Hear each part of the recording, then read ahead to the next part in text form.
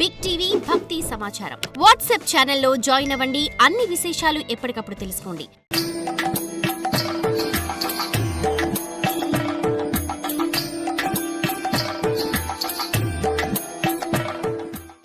పరీక్షిత్ రాజు శుకుని వల్ల ఈ ఉపదేశం 7 రోజుల్లో పొందాడు.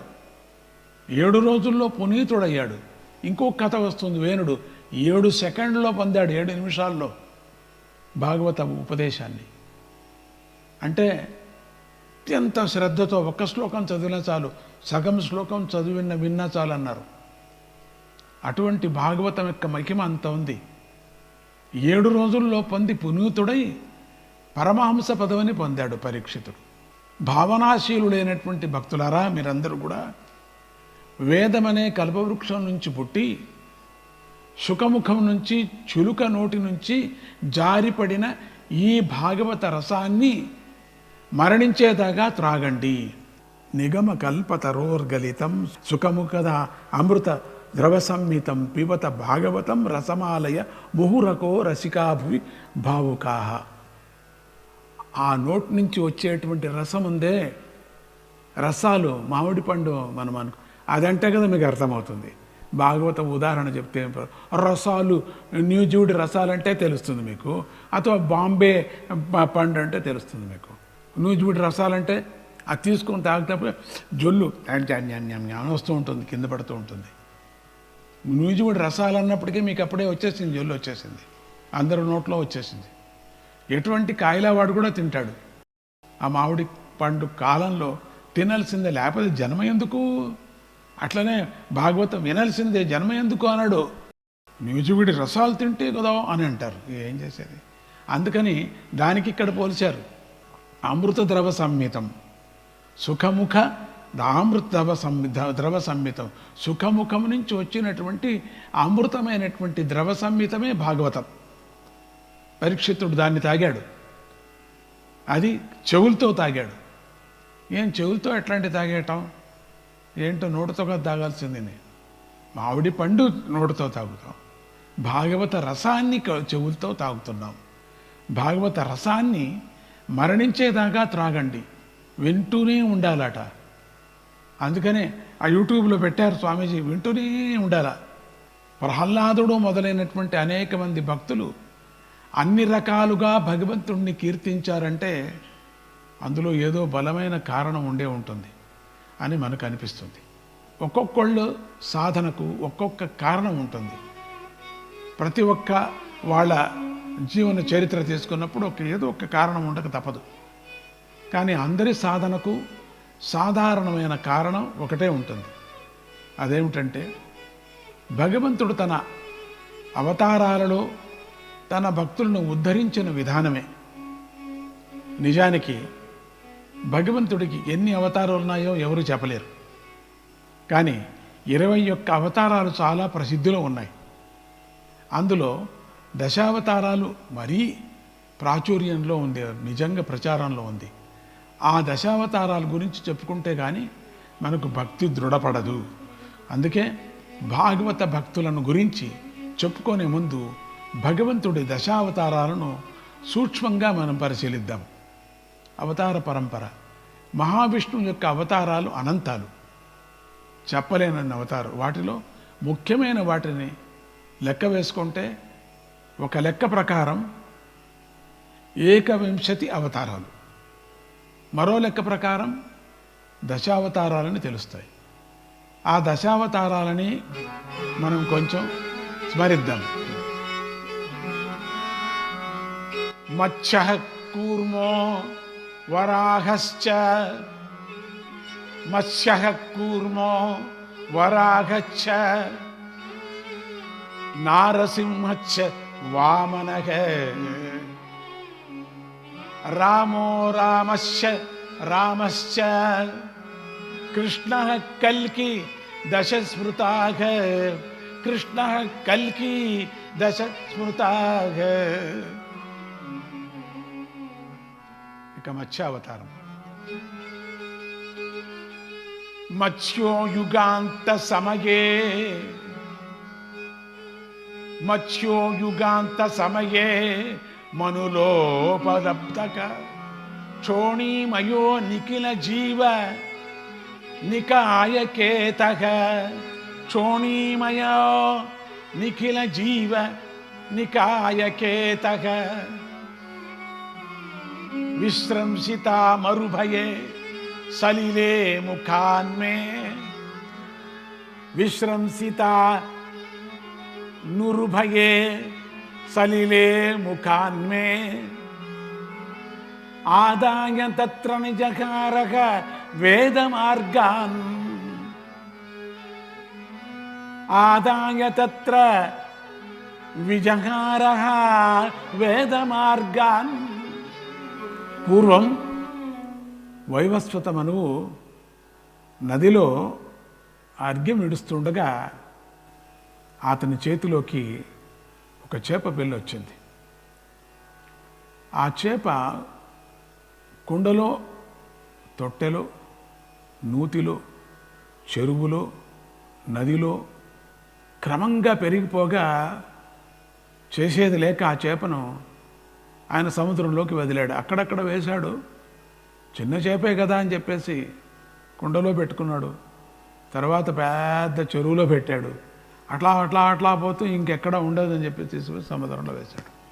ఆ చేప తాను విష్ణువనని, త్వరలో ప్రళయం రాబోతుందని, ఆ సమయంలో మనువు దగ్గరకు ఒక నావ వస్తుందని, దానిలో జీవులను వేదాలను ఉంచుకొని దాన్ని తన ముఖాన గల కొమ్ముకు కట్టాలని, అప్పుడు తాను ఆ నావను నడిపిస్తానని చెప్పింది ఆ మత్స్యావతారం. మనువు అలాగే చేసి ప్రళయ సముద్రంలో ముందుకు సాగుతుండగా సోమకుడు లేదా హయగ్రీవుడు అనేటువంటి రాక్షసుడు వేదాలను అపహరించగా మత్స్యరూపి అయినటువంటి శ్రీహరి వాడిని సంహరించి వేదాలను ఉద్ధరించాడు. ప్రళయం ఆగిపోయిన తర్వాత ఆ నావలోని జీవుల వల్లే మళ్ళీ పునఃసృష్టి జరిగింది.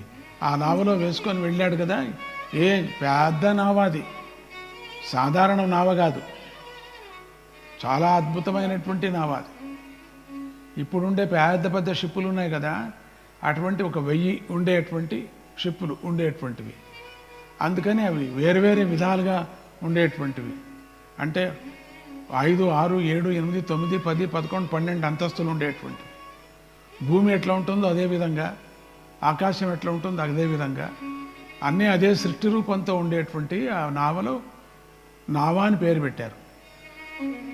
అంత పెద్ద నావను విష్ణుమూర్తి కాబట్టే ఆ సముద్రంలో లాగాడు. దాంట్లో వేసుకున్నటువంటి జీవసృష్టి మళ్ళీ పునఃసృష్టి జరిగింది. ప్రళయం అయిపోయిన మళ్ళీ జీవసృష్టి. ఈ విధంగా వేదాలను ఉద్ధరించి జీవసృష్టిని నిలిపి అనుగ్రహించిన మూర్తియే మత్స్యావతార మూర్తి అంటారు. ఇక కూర్మావతారం. క్షీరోదదామరదానవ యూధపానాం క్షీరోదదామరదానవ యూధపానాం ఉన్మత్తతామృతలబ్ధయ ఆదిదేవగ ఉన్మత్తతామృతలబ్ధయ ఆదిదేవగ ఉన్మత్నతామృత లబ్ధయాదిదేవగ పృష్టేన కచ్చపవపుర్ విదధార గోత్రాం పృష్టేన కచ్చపవపుర్ విదధార గోత్రాం నిద్రాక్షణోద్రి పరివర్త కషాణకాండూః నిద్రాక్షణోద్రి పరివర్త కషాణకండూః కషాణకండూః. ఇంద్రుడి నాయకత్వంలో దేవతలు, బలి నాయకత్వంలో రాక్షసులు కలిసి అమృతం కోసం క్షీర సముద్ర మథనం చేయసాగారు. అది కథ అందరికీ తెలిసినటువంటిది. అప్పుడు వారు మందర పర్వతాన్ని కవ్వంగాను, వాసుకిని తాడుగాను, భాగవతంలో చాలా అద్భుతమైనటువంటి కథ ఇది. అది ఎన్ని మాటలు విన్నా కూడా చాలదు మనకు. అట్లా మందర పర్వతాన్ని కవంగాను వాసుకుని తాడుగాను ఏర్పాటు చేసుకున్నారు. ఆ బరువుకు పర్వతం మునిగిపోసాగింది. అప్పుడు దేవతల ప్రార్థన వల్ల శ్రీహరి 1,00,000 యోజనాల వెడల్పు గల కూర్మంగా అవతరించి పర్వతాన్ని మోశాడు. పాపం ఆయనకు వీపు ఎంతగానో వచ్చిందో. భగవద్భక్తులు దాని గురించి పాటలు పాడుకొని ఏడిచారు. అందరూ కూర్మావతారాన్ని ఇలా స్తుతించారు. ఓ కూర్మా, ఓ ధర్మధారి, శిరసులు వంచి నమస్కారాలు చేస్తున్నాం. దేవతలను రక్షించేందుకోసం కొత్త జీవాకారం ధరించావు. జగద్ధితం కోసం నువ్వు ఎప్పుడు ఎన్నడూ లేని ఉపాయాలను చేస్తూ ఉంటావు కదా. ముందర ప్రక్క మృదువైన తల పొడుచుకు వచ్చింది కదా. పక్కల్లో పాదాలు రెక్కల్లాగా కదులుతున్నాయి కదా. వెనుక వైపు గట్టి డిప్ప ఉంది కదా. ఓహో, ఒక కొత్త రూపాన్ని నిర్మించావు. నీవు హృదయంలో చాలా మెత్తన, పైకి మాత్రం చాలా కఠినం. ఈ నీ తత్వం కూర్మ స్వరూపంలో బాగా వ్యక్తమవుతుంది. సముద్ర మధ్యలో విస్తరించి ఉన్నటువంటి నీ వెన్నువైపు ఈ మందర పర్వతం పెద్ద పడవ మధ్యలో పూలగుత్తిలాగా ఉంది. నీ అవయవాలను లోపలకు లాగివేసుకొని నీవు యోగుల చర్యను, ఇంద్రియాకర్షణ విధానాన్ని చూపిస్తున్నావు. ఈ పర్వతాన్ని శ్రమ లేకుండా మోస్తూ ఈ నీ త్యాగంలో మాకు సచ్చిదానందాన్ని ఇస్తున్నావు. కూర్మరూపైనటువంటి మహావిష్ణువు మందర పర్వతాన్ని మోయగా క్షీరసాగర్ మథనం బాగా సాగింది. కూర్మపు డిప్పు కొండను వరుసుకోగా పెద్దదని వస్తుంది. ఈ మథనం వల్ల సముద్రపు అలలు కొట్టుకొని ఘోరమైన శబ్దం వస్తుంది. వాసుకి కక్కుతున్న విషజ్వాలల వేడికి అలల నురుగులు చిటపడలాడుతున్నాయి. మథనంలో ఇరుక్కున్న తిమింగలాలు బాధకు గిలగిలలాడుతున్నాయి. ఆ కొండ ఎత్తు వల్ల స్వర్గలోకానికి రాపిడి అవుతుంది. ఆ కూర్మపు పాదాల వల్ల పాతాళానికి బాధ కలుగుతుంది. దేవతలు దానవులు హుంకారాలు చేస్తున్నారు. సచ్చిదానంద స్వరూపమైన అమృత ఫలం లభించబోతూ ఉన్నది. అంతలో ముందుగా హాలాహలం పుట్టగా శివుడు దాన్ని మింగాడు. తర్వాత ఐరావతము, ఉచ్చేశ్రవము, వారుణి మొదలైనవన్నీ పుట్టాయి. చివరకు లక్ష్మీదేవి పుట్టి శ్రీహరిని వరించింది.